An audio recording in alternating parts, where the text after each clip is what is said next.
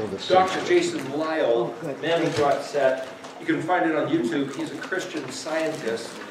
The Mandelbrot set is an equation of the way certain numbers relate to each other. It's basically, if you start with 0 and 1 and add them together, you get 1. So now you're starting to make a string of letters, numbers. Now you have 0, 1, 1. If you add 1 and 1 together, you get 2. Then you add the new number to the last number, so you have 2 and 1 is 3, and then you add 3 and 2, and you got 5, and then 5 and 3 is 8, and then 8 and 5 is 11, right? No, 13. Anyway, so numbers get bigger and bigger, so you just take the next number that you get from adding the previous two, and then it's this equation. And they have these computers that now can crunch billions and billions of these numbers like lightning fast, and so they can form this shape, a geometrical shape that looks something like this bug. But the interesting thing is this is kind of an ellipse that is bigger. It might be bigger here and narrower there, kind of like the abdomen of a bug. But the equation necessary to form this curve is slightly different than this curve, which is different than this curve. And the way it all fits together, the computer places it, but the whole thing is microscopically zigzags. And if you zoom in on one of these zigzags, it becomes so complex and more complex. It's infinitely complex. And then all of a sudden you'll find this same bug shape buried deep within the telescope or microscopic view, to the point that you don't know whether that bug shape is the microscopic or the telescopic. And so it's this picture of infinite space.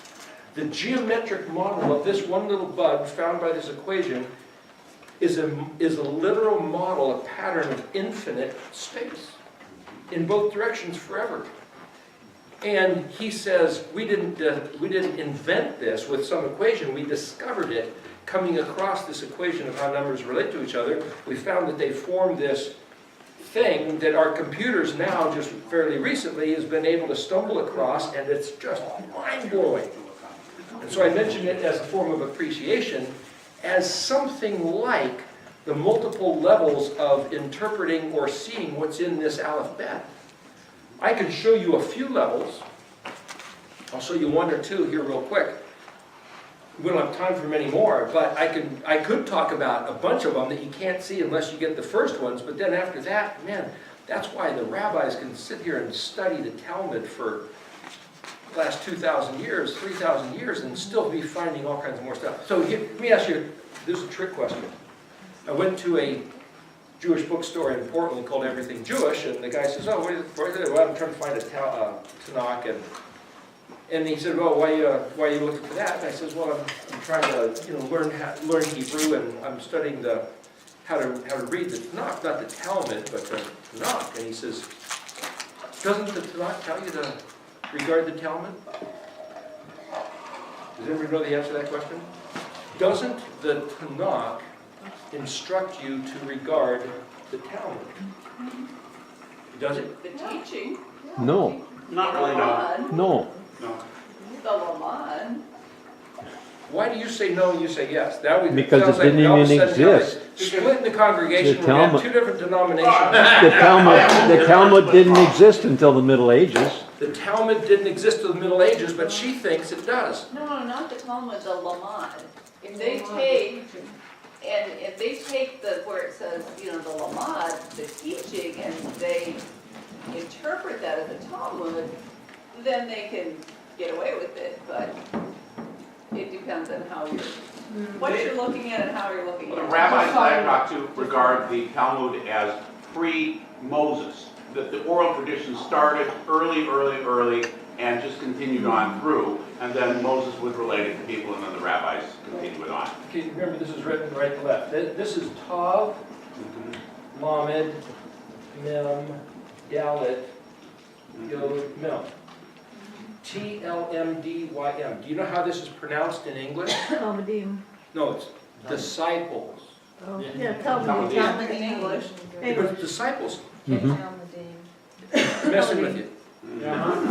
When you take this and you completely change it and say, no, that's disciples, you lose the benefit of knowing that's the word Talmudim.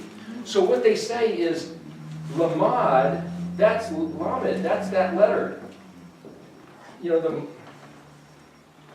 it's a letter that means teach and learn. And if you put a T in front of it, that means you should be doing this. It's like that future tense hasn't been done yet. So if somebody says, doesn't the Torah tell you to regard the Talmud? Certainly it does. Yodevavhes spoke to Moshe, said, speak to Aharon and his sons, saying, boom, right there, there's a chain of command. Boom, boom, boom, boom, boom. This is how you do whatever he's going to instruct. That's all handed down relay. So for you to say, oh, I think he's talking about this, the oral teachings of the 15 feet, 30 feet long books from the sacrifice. They knew something about sacrifices. But what I'm saying is that how we translate this word is going to set us up to see either yes or no. So it's a trick question. And so when this guy says, doesn't it tell you to regard the Talmud? It's like, wait a minute. Every sermon you hear is a teaching. Every song you sing is some kind of a teaching.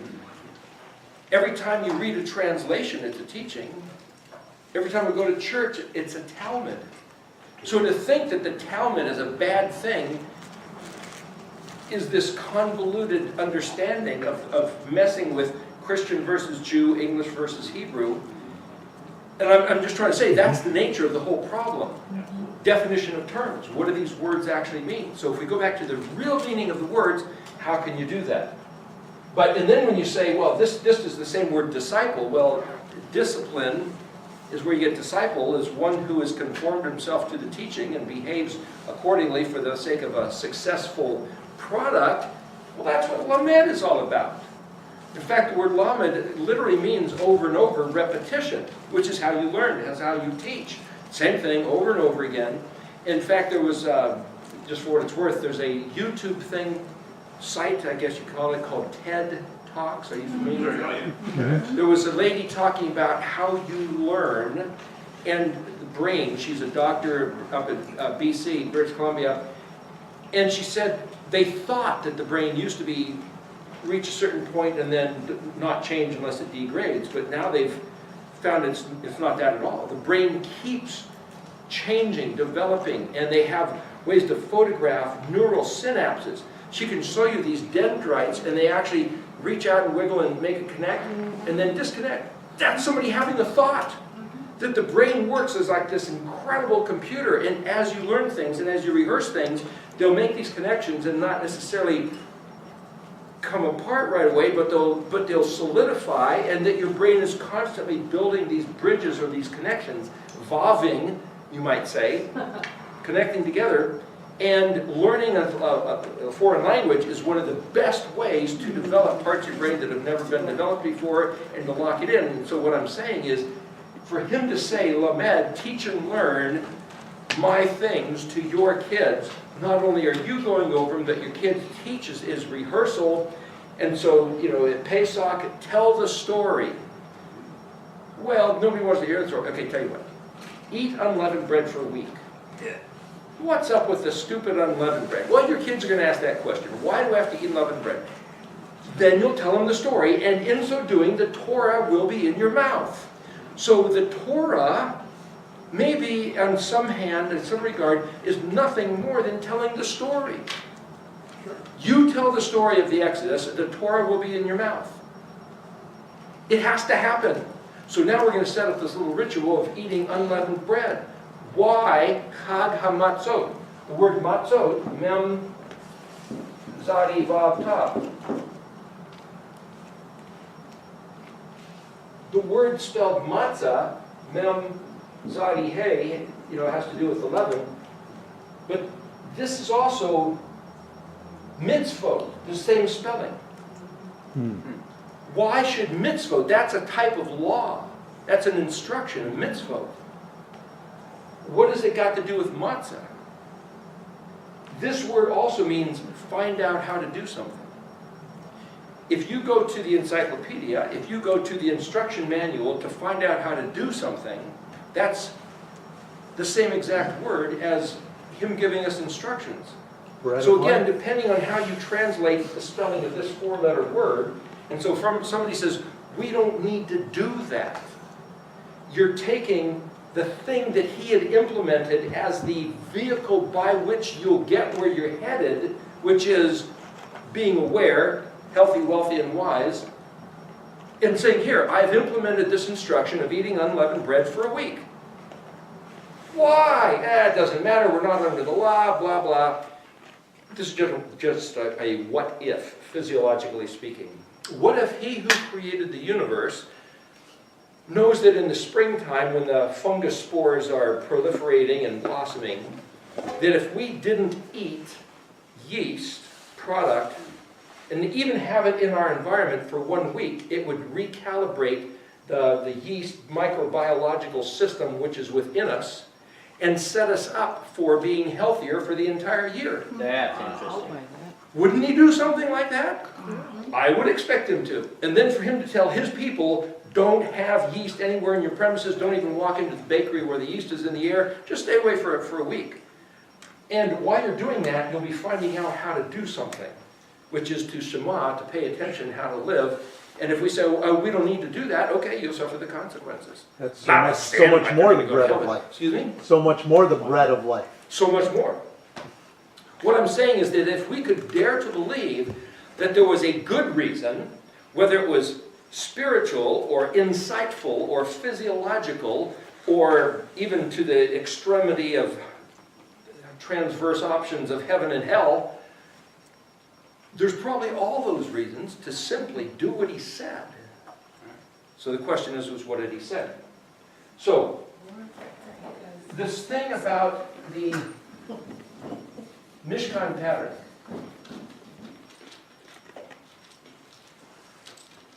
Can anybody tell me right off the top of your head, what did he make in Genesis chapter 1 on day 5? Fish and birds. Did everybody know that, or were you stumped for a moment? You didn't know? Why? Fish and birds. No, wait a second. Why do you suppose it wouldn't just come to your mind? Because it's late in the day. Why? I agree with that. What's that? I'm sorry, I missed. If you had asked me early this morning, I might have had the answer. It's a little late in the day. Well, here, I'll answer the question for you. The reason why you don't remember, because it just doesn't matter. Okay, so I can say what does matter is that this universe was created by an intelligent source, right? Intelligent design. Who it was is a different matter. How he did it is another matter. And if he had a certain registered to-do list, top of the list, next, that's even further down the list of what does it matter. So we don't know, we don't care, it doesn't matter. We just know that he created it and we're on with the more important things, right? Oh, of course. But that's not right. It makes all the difference in the Part of the world. pattern. What he made on day 5 is critical. I'll show you why. So in the Mishkan, he said, there's this big white fence. Now, there's a certain fellow, Andrew Hoy, if you go to, like, pi is 3.14, so if you go to project 314 or 314 project, he's this architect, he's over in Wisconsin, engineer, he believes that the Mishkan may have been round, not rectangular. I've heard that. He's the guy, Andrew Very Hoy. interesting. So, but anyway, I just draw it square because that's the way I've been doing it, rectangular, and I'm just gonna run with that for the moment. Anyway, the 4-color door on it, so here, there's a big white fence. Then he gives us certain dimensions. That's the first thing that he tells us about. Then inside the fence, there's a barbecue grill, and it's got these horns on the corners. And then there's a laver with water in it. And then there's the set apart place. So there's kind of a break here. This is outside, so inside this Mishkan, if we drew an aerial view, here's the gate coming in, and then there's the barbecue grill, and then there's the laver, and it says this was halfway between, so that now there's this covered place. So this is halfway, and it says this barbecue grill was right inside the gate. So here, let's picture that this room is stepping into the fence. Here's the door. that wall is the covered place, and it was probably pretty close to this size, I think. And so the laver would be right about here, which is halfway. So somewhere between stepping in the fence and there has to be this barbecue grill, where they sacrifice all these hundreds and hundreds of animals. Could have been real big, but how many feet inside this door, if he said it was right inside the door, how many feet in do you think it was? 2 steps, maybe, if it was here, maybe? 3? You gotta have room to slaughter the animal and lay your hand on it So- in front of it. So maybe you'd slaughter the animal where this chair is, and maybe right there is the barbecue grill, because right here, a few steps away, is gonna be the laver, Okay. and then right over there, the covered place. Now, inside the covered place, there was a menorah, a table of showbread, altar of incense, and this veil, and then the Ark of the Covenant. So we have the menorah, and I draw the table of showbread like this because it was this rectangular table, and it had 2 piles of 6 loaves.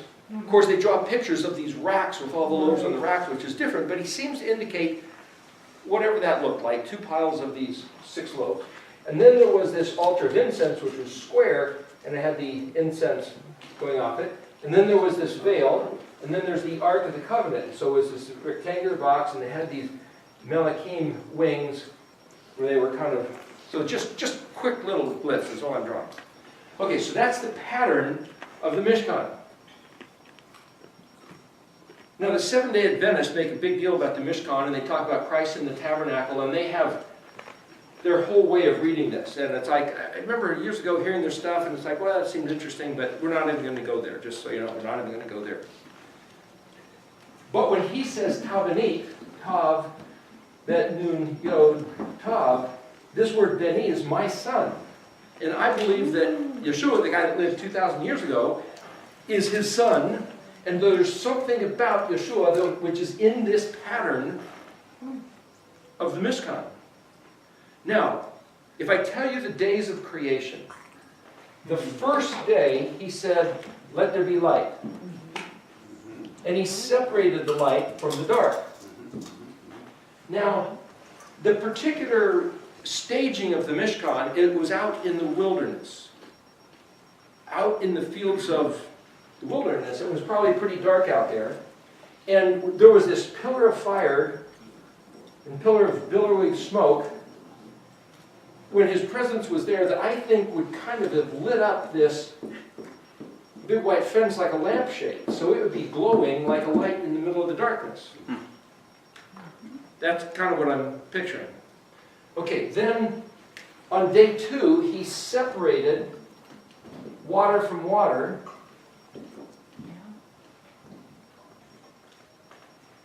And here, when they brought in a sacrificial animal, the first thing they did was separate its life from its body, then separate the blood from the carcass, then separate the entrails, and separate out the dung, and separate out the bones and the flesh, and then put it where the fat dripped through. It's all a matter of processing and separating.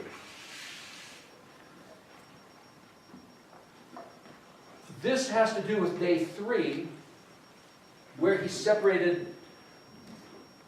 water from land, and then into the land he spoke seed, right? He said there was plants. But yet in Genesis 2, he says, well, before the man was there, the plants hadn't sprouted because there was no rain and no man to water. So if he put plants on the earth, it was at least seeds. You always see pictures that on day 3 there was this flourishing vegetation, but was it? I'm just trying to look at the words. I'm not sure. And then on day 4 is sun, moon, and stars. So this is what we use to regulate time. But here he said there was light. So was there time yet? What kind of light? If sun, moon, and stars was the source of light, what was this kind of light? Aleph, Vav, Resh. Well, there was no man until day 6 to see if there was time or if there was what kind of light or anything. There's no witnesses as far as human witnesses. All we have is what he told us. Here he mentions on day one, there was evening and morning, day one. Well, if there's evening and morning, that has to do with time, right? Not necessarily. Maybe. He didn't actually say there was evening and morning. No. And time is relative depending on where you are. If you're on Jupiter, a day is different than if you're on Earth. Exactly. So, So when I said that he didn't necessarily say evening and morning, what do you know about that? I only know that when there is sun, moon, and stars, we have a regulation of time. And what we're doing and what he did, and not what we're doing, but what we're living in, is not in eternity, but within space and time. Does everybody know what she said by that? No. It's a little vague. But, That's vague? Okay. well, here, let me back up a little bit. When he said, let there be light, Mhm. and then it says he separated the light from the dark, called the light good. And then he says, Vayahi Erev, Vayahi Boker, Right, Yom Echad.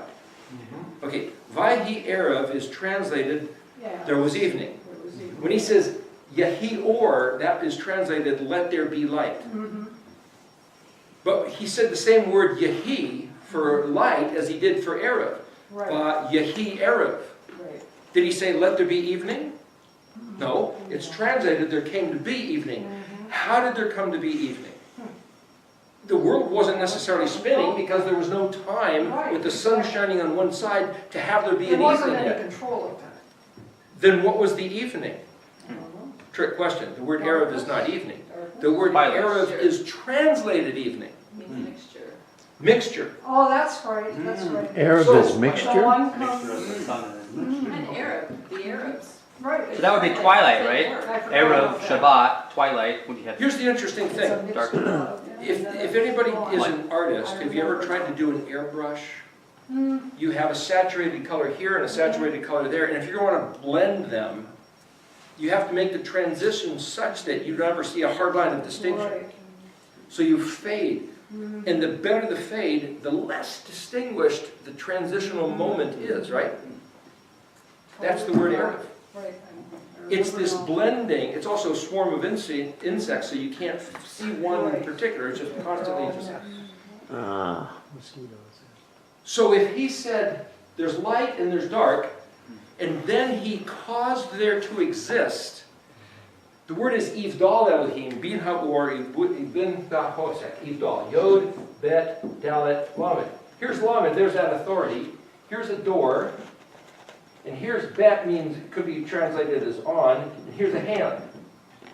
Okay, look at that door. Where is there a hand thing which is the authority on that door? Doorknob. The doorknob. What does the doorknob do? Enter or not enter? It allows one to enter or not enter. Okay, so if he put some kind of authority or a doorknob on the interaction between light and dark, and he said there will be mixture, and there, does anybody know what boker means? no. It means morning, but what else does it mean? Split apart. It's the word for to plow open the earth. In fact, boker is also the word for ox. You ever heard of buckaroo? It comes from the Spanish word vaquero, because the B and V, like in Hebrew, is the same letter, so you got vaquero, buckaroo. And buckaroo is a cowboy.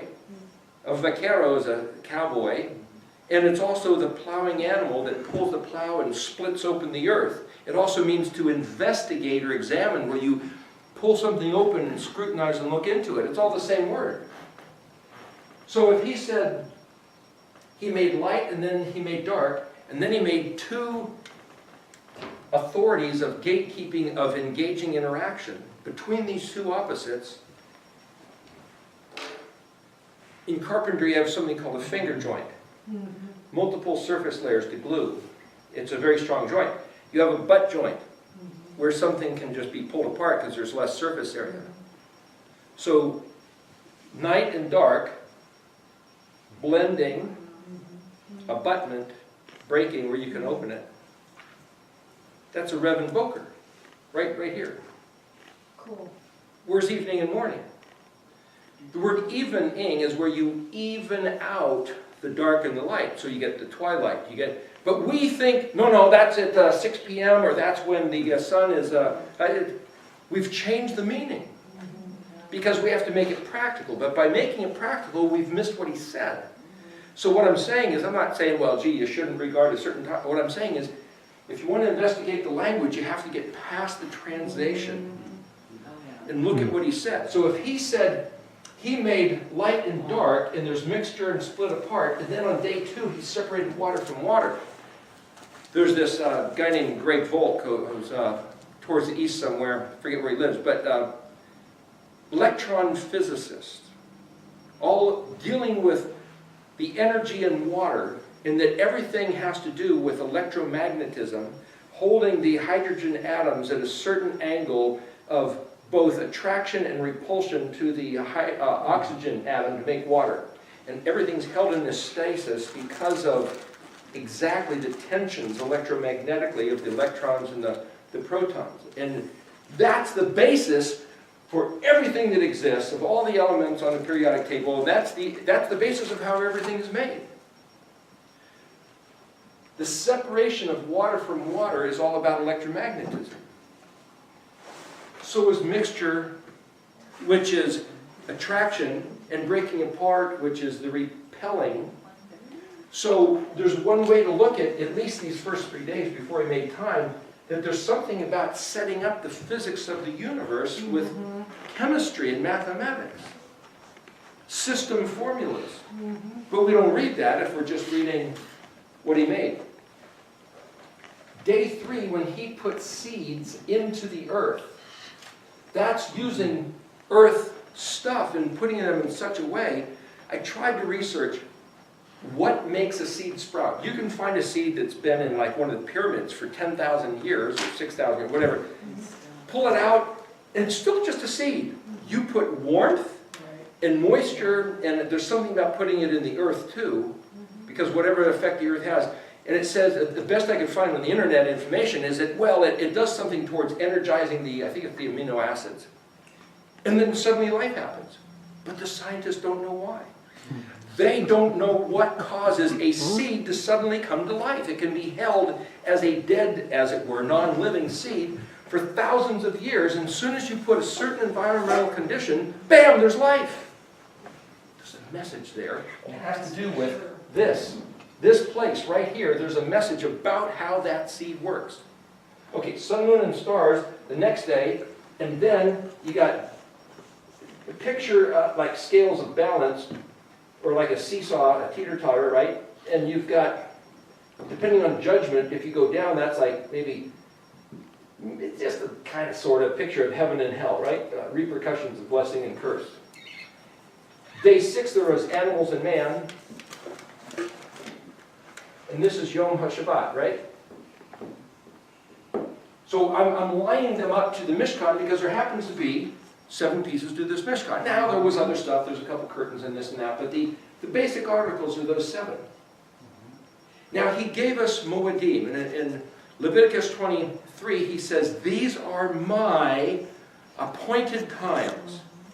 Mikra Kodesh, the appointment is also to come together and congregate. But this word Mikra, Mem Kuf Resh Aleph, if you look at the word for Leviticus, it's Va'ikra, Vav and Yod Kuf Resh Aleph. Does anybody know what Kara means? Call, invoke, summon, assemble, but what else? Learn how to read the scripture. It means to happen to be invited to assemble to learn how to read. It's right there in the dictionary. That's what we're doing right now. So it means a couple different things, and it's like, learn how to read what? Well, the first verse of Vayikra has a small little aleph, sort of the jots and tittles thing. And so my thinking is that, well, you could not only learn how to read, but maybe that sets it up so that Vayikra, what does the word Ikur mean, like if you drop the aleph? It means to raise in value, to be regarded as precious, dear, costly, treasure. If you learn how to read Scripture, suddenly it becomes, instead of some trivial, common thing. It becomes this precious treasure because you've finally realized what's in this. And if he calls us to set yourself apart from what's happening with the rest of your life on Shabbat, on the Kodeshim Yomim, the days of Kodesh, sacred, pull yourself away and get together and learn how to read. How many people sit around on the Moedim days and learn how to read? It's like, there's great reward in doing it because that can be read as that's exactly why he's giving us that. Why should we learn how to read? Well, look at Pesach. They were in the darkness of slavery in Egypt, and he called them into his place where he says, you're my people now. I bought you. I paid for you. I pulled you out of that crucible of affliction. Mitzar means a rock in a hard place of affliction. And now you're mine. Out of the darkness into the light, that's like the big white fence, that's like day one. You see the thematic parallel? Okay, day two, Chag HaMatzot, eat unleavened bread for a week. That's like separating water from water. That's like the barbecue grill. That's like finding out how to do something. Just follow this simple little instruction because there's a story, there's a deeper thing embedded within the story, and if you just follow the story as an instruction, then you'll see this greater stuff. You'll find out how to be my people. And just like Pesach being this gate, right inside, you got the evening of Pesach, and then boom, right within hours, boom, there's Chag HaMatzot. It's right inside, just like a picture of just inside the door, there's this barbecue grill. And then, right on the heels of the barbecue grill, you've got 50 days of counting for Shavuot. Now, some people will say there's two festivals. There's the Wave Sheaf, that's one festival. 50 days later, there's another festival, the Wave of the Loaf. But if you look real close, I believe that it's one 50-day festival. It happens to start with this mandatory observation, count 50 days, that's the festival, counting, and then there's this other feast at the end. But it's one-day festival, just like a pregnancy, like an incubation or gestation period. And if you think of that being one festival, now we have 3 spring feasts, all connected together. And then in the fall, Yom Teruah, Yom Kippur, Sukkot, and because this was one festival, not two, Shemini Atzeret, the 8th day, becomes the 7th festival. But if this is 2, you lose Shemini Atzeret. You've changed the teeth on the key, and you're not going to see what this opens up if you have the wrong tooth pattern. So my thinking is that because this is one festival of 50 days, and not 2, then it's not one of the fall feasts, and so that way there's still 7, but Shemini Atzeret is the valid last festival, the closing festival. The 8th day. Sukkot's only 7, it's the 8th. Okay, so it lines up with the festivals, it lines up with the Mishkan, it lines up with the days of creation. I can show you the Beatitudes. He says, blessed are the poor in spirit, for theirs is the kingdom of heaven. Now, what's the poor in spirit? Those that are in the darkness that feel their poverty. They're sick, they're weak, nothing seems to be working right. Those are the ones compelled to call out for the kingdom reality. If you're cruising with all the good stuff and have no need of changing anything, don't mess up a good thing, you're not going to call out for the kingdom of heaven, which is why it's easier to pull a rope through the eye of a needle or a camel, depending on how you translate it, than for a wealthy man to get in. So we might want to thank him for our afflictions, tough as that might be, but the point is, he's offering us the kingdom of heaven. That's what Yahushua said. So now suddenly I can take that verse and lay it on top of this pattern and say, well then that big white fence must represent the entire kingdom of heaven, because it's used in the context of an overlay of that verse. So I'm going to say this is the kingdom, and not just of heaven, but there was 4-color embroidery. You got blue, purple, red, and then it says there was white linen. Gee, there's 4 things. Why should there be 4? Gee, what else has 4? Tetra. Tetragrammaton has 4. How might that line up with blue, purple, red, white? The hand Yod, the hand of the Creator, if that's blue, then it's like, well, that's the hand of the authority. He said, have a blue thread. You'll remember that I told you these things because I made this place. I know how it works. And then you'll do it and you'll get blessed. When Moshe and the elders were up there, they saw the sapphire blue, which is basically like a blue sapphire floor in his throne room, like a mosaic. So it's kind of saying the authority of he who fit everything together is represented by this blue. Okay, that's like a Yod, the hand of the Creator, blue. Purple, we think of, well, what do you think of when you hear the color purple? Royalty. Royalty. So the royal decrees of, now let's suggest there's 4 ways, just because there's 4, let's suggest there's 4 ways that the Creator has declared, revealed, communicated himself to humanity. It says the heavens declare the glory of Elohim. But the royal decrees are what? The Torah? So if this purple represents the Torah, what's the 3rd way he revealed himself in communication with his creation that has to do with red? Blood. Huh? Blood. Blood, red, well, that's Adam, that's man, that's Yahushua, right? Yod, Hey, Vav, Shin, Ayin, Yahushua. He came as the Mashiach in that form. So, and when he left, he said, I'm not going to leave you alone, but I will send you the Ruach. And why? What's the Ruach going to do? Lead us in truth. Lead us into the truth. So, if this is white linen, what does white linen represent symbolically? Purity. Purity. So if you were to walk in pure truth, well, now we have Yod, Hey, Vav, Hey. The one who made the world and gave us his Torah came down here as a man to walk out, illustrate, leave us his Ruach to walk in the ways of Torah. But Hey equals Hey. So the Ruach has to agree with the Torah because Hey equals Hey. And then if I show you a picture of the Samek paleo, or the menorah, or a person with this kind of a winged, that's kind of like the Vav with these 2 Heys on display. Like 2 witnesses validating the authentic word of truth. So the Vav, Yod, Hey, Vav, Hey, just graphically I could, say, well, here's a Vav and here's a Hey, and here's the other Hey, like these wings. And it's like both these Heys have to agree with each other and have to validate the testimony of that Vav, or that Vav's a liar. And Yeshua said, I only do what I see my Father doing and hear my Father saying, so that Vav has to be the articulation of that voice.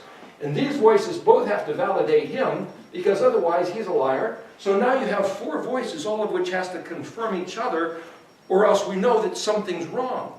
So the way that I can know for sure whether we're right in what we believe and what we do is if what he built into creation, which happens to be 2 genders, not 64, so boop, those guys are wrong. What he said in the Torah is what Yeshua did and said, which is also what the Ruach has to validate. So if somebody says, well, the Holy Spirit told me that I don't have to keep the words of this Torah, it's like, something's wrong. Hey is not equaling hey. The 2 witnesses can't agree. So I don't have to believe that doctrine unless I can reconcile the discrepancy. Because that's what his name can be read as.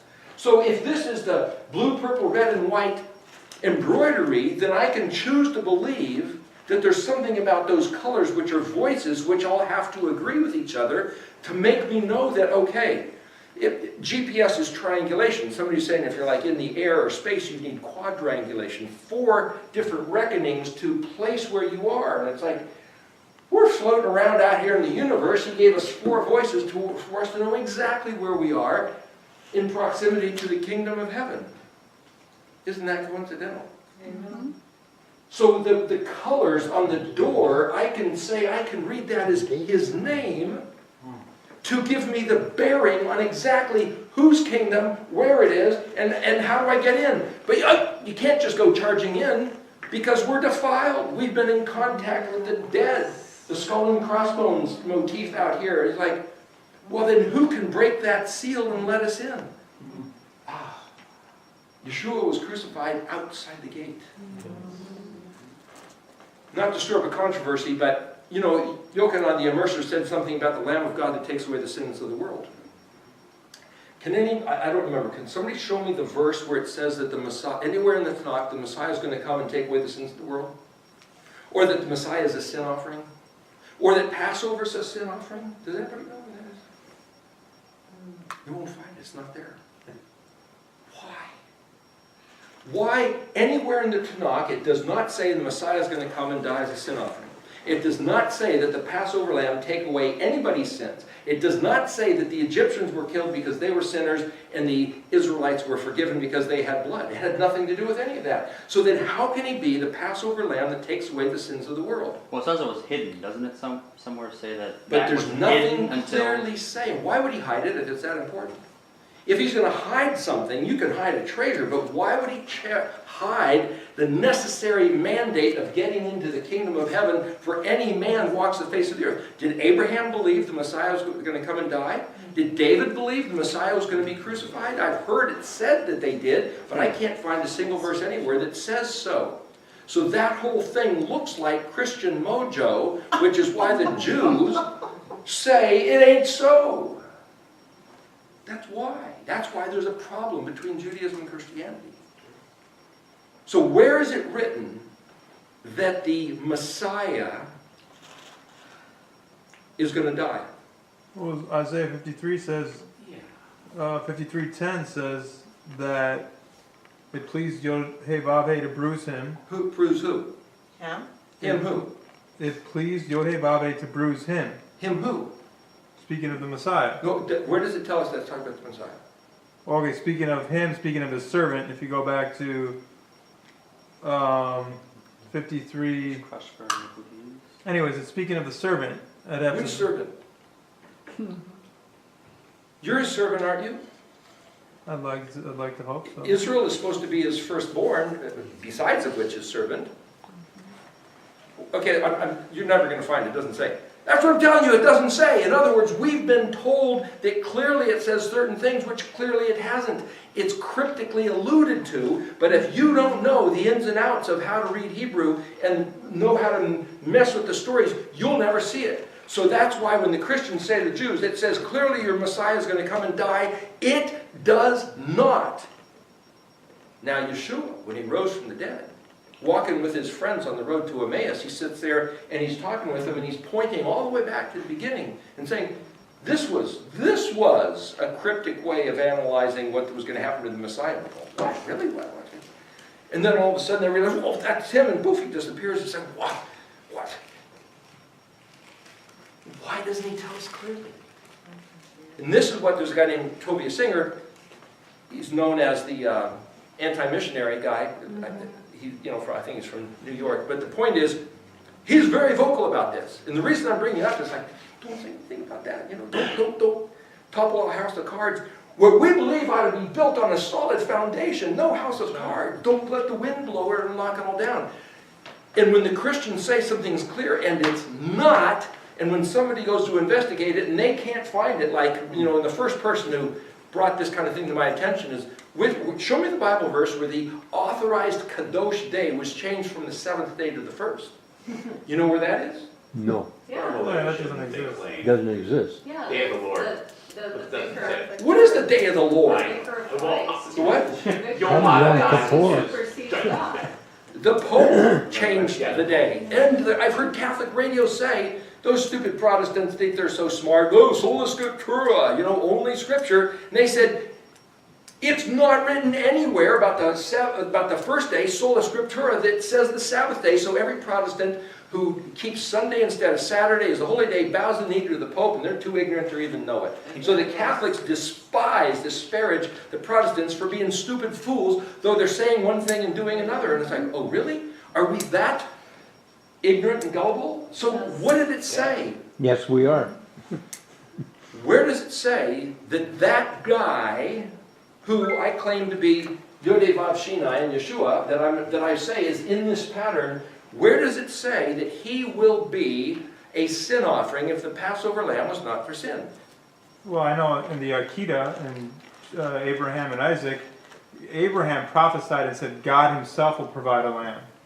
People call that a prophecy, but if you look at the immediate event, was he prophesying? He was talking to his son. It wasn't a prophecy. It could be read as a prophecy years later. But Well, I'm in the saying it's a moment- prophecy. I don't care what anybody else says. I'm saying it's a prophecy. Well, but I'm trying to make a point. I'm not trying to say you're wrong, but what I'm trying to say is, if you already believe that Yeshua is the Messiah, you can look back at that and say, it was a prophecy. But if somebody says, where am I going to sit? And somebody says, God himself will provide you a chair. And I come here and all of a sudden somebody says, here, why don't you sit here? I say, oh, okay, that's right. Was that a prophecy of the Messiah? No. What I'm trying to say is, when a guy like Tobiah Singer says, you damn Christians, you're sending our Jewish children to hell with your Elohim offering, your gods of others, shut up and stop it. Those are serious words. Those are fighting words. That's what brought on stuff like the Crusades and the Inquisition. Is he right? Yeah, unfortunately he's right. But here, let me tell you, I'll show you where it says who Yeshua was. I'll show you because it's right there in that alphabet. That's the scripture where it's written. And if you don't know the alphabet, you don't know that question. But I'm telling you, you can't find the verse. It alludes to it in the Akedah. It alludes to it Isaiah 53. It alludes to it Psalm 22. And the people who say, like the Jewish leaders who say Isaiah 53 is talking about Israel, it's not talking about the Messiah. It never claims to be the Messiah. Are they right? Yeah, kind of. What about Psalm 22? Like a lion, my hands and feet. Well, it doesn't say it was pierced. It's saying, that was cool. What I'm saying, I will show you clearly. I'm trying to tell you these things to give you confidence. What about, sorry, no one mentioned it, what about Genesis 5 within the names? The guy that named his son this, and then the next guy named him some that, didn't know what the third or the fourth guy was going to name his sons. It's only in retrospect afterwards that we can look back. Sure. In retrospect, you can make anything fit. I'm trying to show you the proof from before the beginning. Well, it says that he was slain before the foundations of the world. And How did he know I'll that? show you what I think that means. I'll show you that. Oh. Okay, so here's the point. If the blue, purple, red, and white is us entering in the kingdom, then the stuff inside this can't be seen from outside, it's only from inside. And for Yeshua to be put to the crucifixion outside, at least he brings us into the kingdom because we are unworthy on our own account. We can't cleanse ourselves. He gave us protocols for offering sacrifices, but that was to the Israelites on the inside. The people that are outside, messing around with the death and destruction and the darkness, have no availability to any of the sacrifices that he gave to Israel. That was an exclusive thing.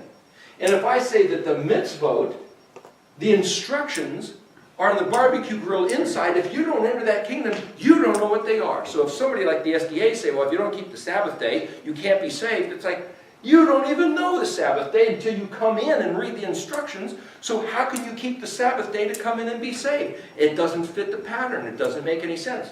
What does this mean? The laver, water. Let me show you some letters. A big white fence is the letter Het. The alphabetic sequence is Het, Tet, Yod. And to cut to the chase here, I'm going to say this is Kaf and Lamed.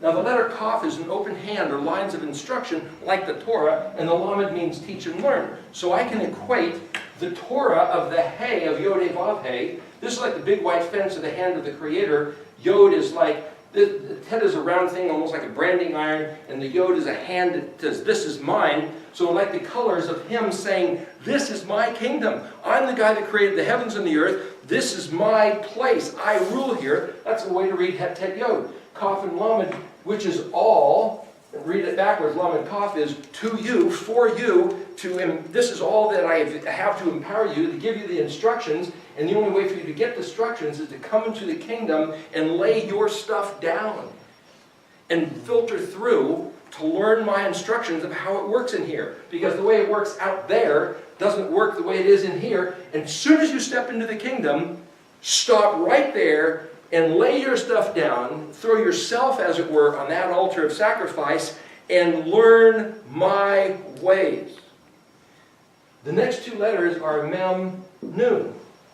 which is what, where, but also what, where, it lines up with separating water from land and putting in the seed. Well, Yeshua said the seed is the word.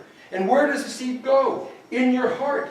The labor was made out of the mirrors of the women, which is kind of like this reflection of yourself, this introspection. So to take his matters of his Torah to your innermost heart and contemplate and reflect on yourself and be transformed according to his model and image and character and face.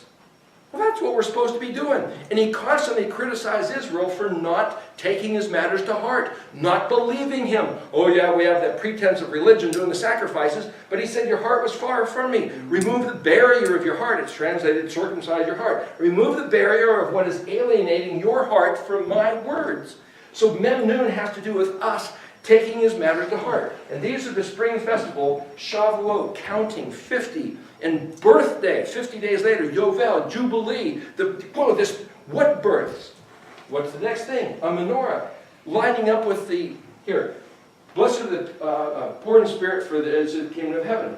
You step inside and all of a sudden you realize, gee, it's a different world than I had ever anticipated, and what have I done, and who am I? And, oh gosh.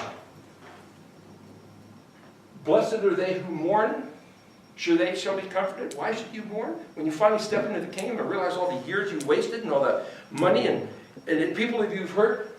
Blessed are the meek, for they shall inherit the earth. This is the day he brought forth the earth, and the seed has to do with inheritance. Blessed are the ones who hunger and thirst after righteousness, for they shall be filled. What lines up with Yom Teruah? You fill the trumpet with air to produce the fruit of sound. You fill the menorah with oil to produce the fruit of light. So here you have this voice and this sound of righteousness for those who are hungry. Why are they hungry? Because they've taken his Torah to heart, because they stepped into his kingdom, because they stepped out of the world. And then he says, as you're doing this righteousness, remember, blessed are the merciful, because like scales of balance, with the measure you use, it's measured to you. As you impart mercy to one another, you become mishpat, balance scales, deserving of mercy to be put on you. With what goes around is going to come around, so be careful how you judge.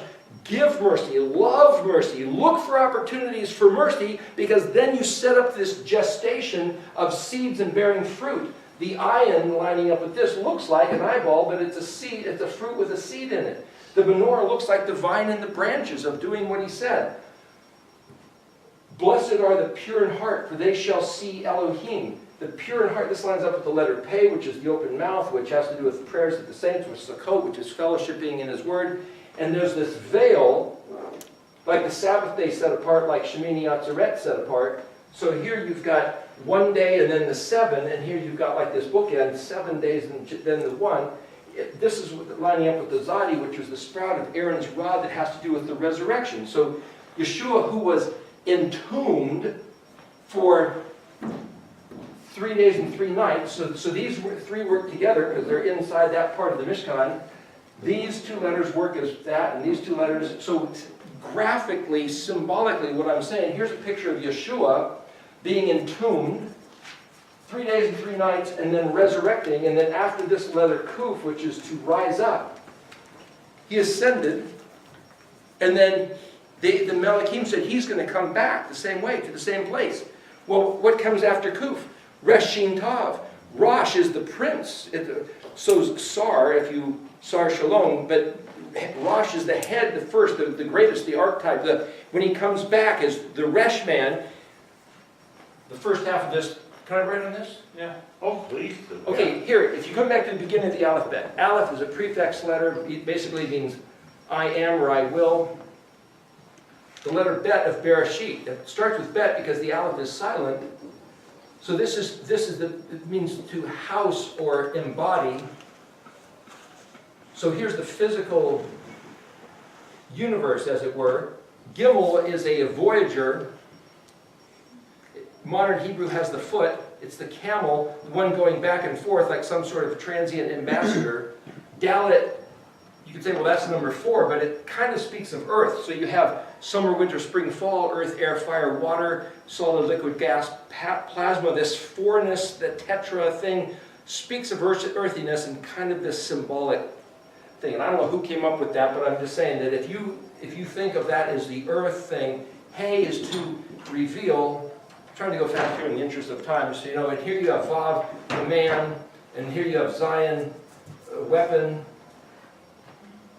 And then you've got the Het, which is this fence, and Tet, which is the round, like a round basket. They say it's snake, but it's not snake. That's Nachash. It's something round, like snake's coil, and so that snake is a picture of Tet, but Tet isn't snake. And then you've got Yod, which is this hand, which is grabbing hold of, so it's a forceful hand.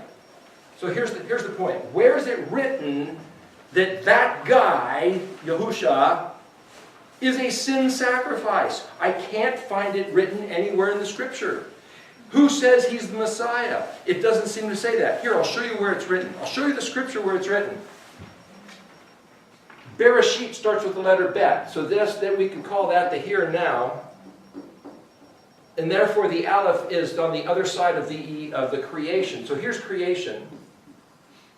So the Aleph, creation, Aleph represents the creator, or what's on the other side of the creation event. So for him to, whoever wrote this alphabet is first person self-referential. This is their own story written by their own hand, which makes it holographic.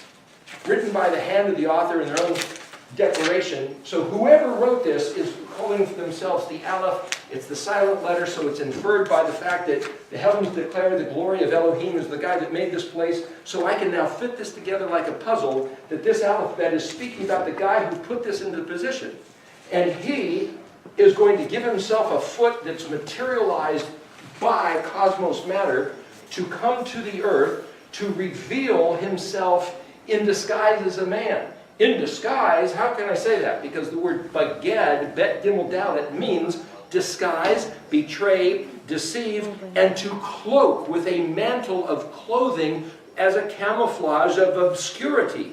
So he's going to come in the camouflage of obscurity, which looks like, hey, revealed as Vav, the man, happens to be the sixth letter. If you think of Vav as man, but it doesn't say it's man, it's a nail or a spike, well, that man happened to get nailed or spiked by the Roman weapon Zion. And when Pilate said, look what we did to this guy. Well, that's English. What he said was in Latin, ecce homo. Well, in Hebrew, it would be hine, that's henun he, which is to say, behold. And what we did to this man, you could say that's the number Vav. I'm going to call that man. And in Hebrew, that would be ish. And if I say man with a suffix ending of like it, or he, look at what we did to this thing you call your king. I might even, if I'm not speaking Hebrew correctly, I might even say with a vav at the end. So I might pronounce that to be ish-u, let's say. And then when I say this, behold, this man, that's spelled either Zion Hey or Zion Aleph Tav. Ecce homo, behold what I've done to this man. Hine, maybe et, Aleph Tav, Ishu. I think that's where the name Jesus came from. Not Hail Zeus, but et Ishu. Maybe Pilate speaking, making the declaration that this guy, the other way to draw the Paleo Zion is two lines like this. Well, it's actually a plowshare with spikes that you pull this direction and it drags these lines. It's like this Roman whip that they put it into his back and ripped it across. That letter Zion is the plowshare ripping open the back of that man that Pilate declared is what they did to this guy who came from the Father's house down to the earth, showed a man the door back to the Father's house. And then they stuck him inside a crypt, a sepulcher, a chet, and rolled big round rock in front of it and put the seal of the Roman seal, the yod, on it to lock it shut. And except Yeshua said, no man takes my life, I lay it down. And then you can sit there and say, yeah, well, where does it say he was a sin offering? This word right here that spells het tet yod in the Hebrew means sin. Well, that's actually het tet aleph. But when you use the suffix yod, it makes it personal, it's mine.